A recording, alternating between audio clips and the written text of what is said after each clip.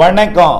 செல்வகுமாரின் மாலை வானிலை ஆய்வறிக்கை 2025 நவம்பர் 18 செவ்வாய்க்கிழமை மாலை ஆய்வறிக்கை.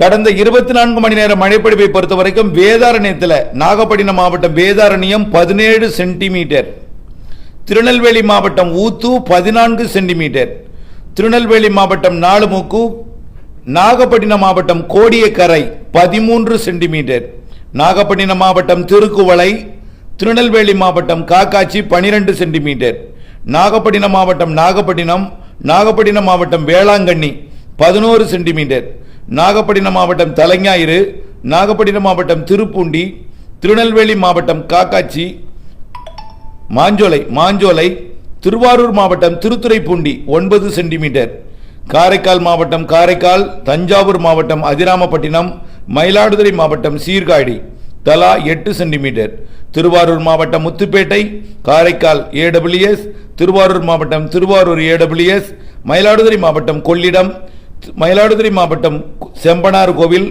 மேலும் இதெல்லாம் 7 சென்டிமீட்டர், திருவாரூர் மாவட்டம் திருவாரூர் மாவட்டம் கொடவாசல், கடலூர் மாவட்டம் அண்ணாமலை நகர், மயிலாடுதுறை மாவட்டம் மயிலாடுதுறை AWS, திருவாரூர் மாவட்டம் நன்னிலம் 6 சென்டிமீட்டர், திருவாரூர் மாவட்டம் நேடாமங்கலம், தஞ்சாவூர் மாவட்டம் பட்டுக்கோட்டை, கடலூர் மாவட்டம் சிதம்பரம், தஞ்சாவூர் மாவட்டம் மஞ்சளாறு, தஞ்சாவூர் மாவட்டம் மதுக்கூர், மேலும் புதுச்சேரி டவுன், சிதம்பரம் கடலூர் மாவட்டம், புதுச்சேரி மற்றும் புதுச்சேரி AWS தலா 5 சென்டிமீட்டர்.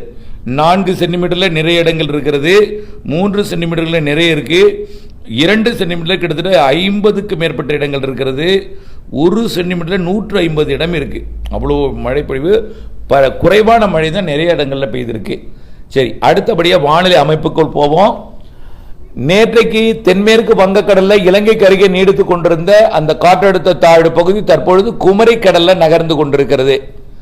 நாளை அதிகாலை இது காற்று சுழற்சியாக செயலிழந்து அரபிக்கடல் நோக்கி நகரப்போகிறது.